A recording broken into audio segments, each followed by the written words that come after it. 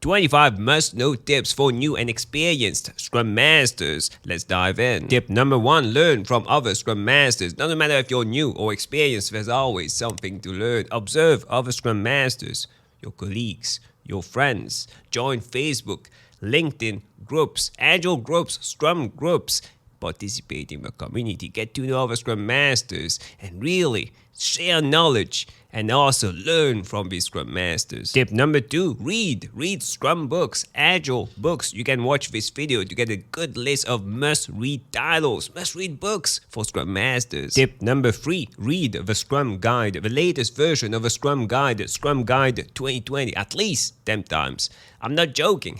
It's really important that you understand Scrum. If you want to be a Scrum Master, if you are a Scrum Master, you need to read this guide at least 10 times. You'll get new insights with every read, I guarantee it.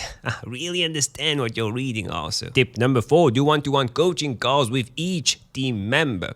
The goal here is to build a safe place where they can share information. And to build this safe place, you need to gain their trust. And the best way to gain the trust of someone is to do one-to-one calls with this person. Don't need to talk about work, talk about anything. Genuinely want to know and get to know that person. That's it. And after a few sessions, they will start opening up. And when they start opening up, you can then help them, guide them, coach them to grow. Tip number 5, the Scrum Guide is not enough.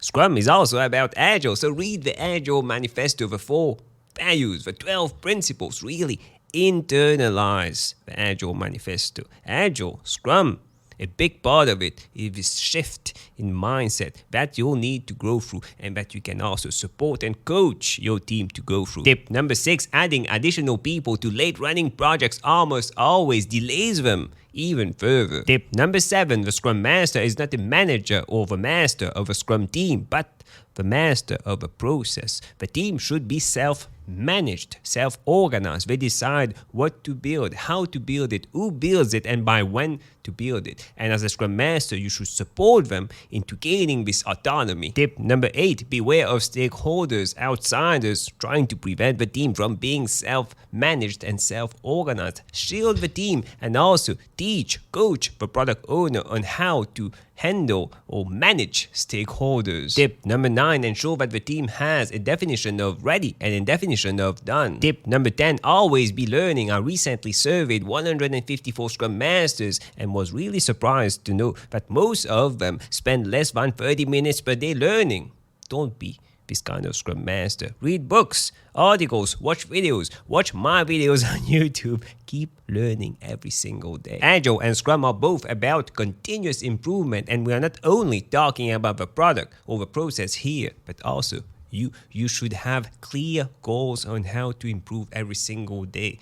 Clear actions that you need to take every single day to improve. Experiment with new things, learn new things, try new things out. Learn from your failures every single day. Tip number 12, you shouldn't be the only one in the team continuously improving. Teach the team, coach the team on the importance of continuous improvement.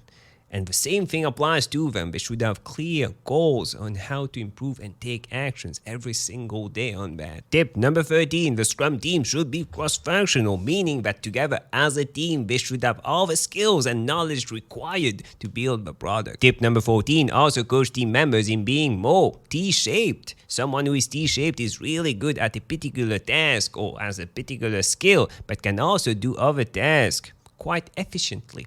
A front-end developer, really good front-end task, but can also do back-end work. This is really good because if a back-end person goes on leave 1 month, 2 months, at least your team remains cross-functional because the front-end person can do the back-end task efficiently. Tip number 15, help the team remove impediments. I see many Scrum Masters, especially new Scrum Masters, removing the impediments, all the impediments themselves, instead of letting the team, helping the team, supporting the team in doing that themselves. When you do something instead of a team member, you're preventing this person from having a learning opportunity or learning how to do something, and you get stuck into removing these impediments forever. Because why do it? Why do team members have to do it if you're currently doing it? Don't do that.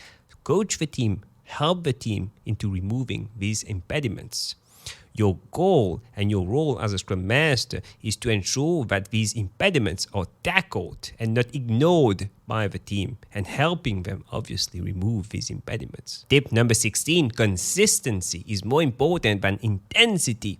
Help the team, coach the team in being consistent in everything they do. Tip number 17, ensure that the team do all the Scrum events, the daily Scrum, the sprint planning, the sprint review, the sprint retrospective. They are all important and shouldn't be skipped. Tip number 18, do the sprint retrospectives. I see a lot of Scrum teams skipping this event. You shouldn't be skipping this event. Extremely important to take the time to think and reflect. This is where continuous improvement will really, the magic of continuous improvement will happen in the sprint retrospective. And remember, a Scrum team learns not by talking, but by doing.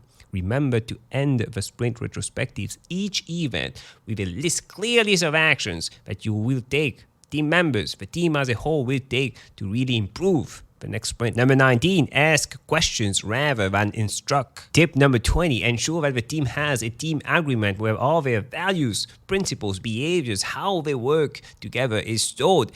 Ensure that it's visible, accessible to everyone in the team, and updated frequently if needed, obviously. Tip 21, in the sprint planning, the team should decide on a sprint goal each and every time. This can't be skipped, and the whole sprint should revolve around the idea of accomplishing this sprint goal, and as a result, releasing a working increment of a product or service. Tip number 22, get certified. I don't believe that this alone will make you a great Scrum Master, but some people believe that.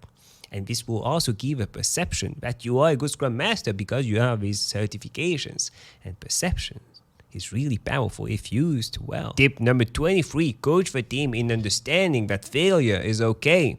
The key here is to fail fast and fail cheap. Don't repeat the same mistake twice. Learn from your failures and do better. Tip number 24, Scrum is immutable. It needs to be used as per the Scrum Guide. If you're cherry picking things that you like from the Scrum Guide and not using the framework as intended, you won't get all the benefits. Tip number 25, the daily Scrum is not a status meeting. It's not a meeting where developers report their progress, the status of the things to the product owner or the Scrum Master. The daily Scrum is for developers by developers. The Scrum Master and product owner are not required to attend this meeting. It's a meeting for developers to craft a plan for the day to get closer as a team to the sprint goal. Your role as a Scrum Master is to just ensure that they do the daily Scrum and that they respect the time box, 15 minutes time box. That's it.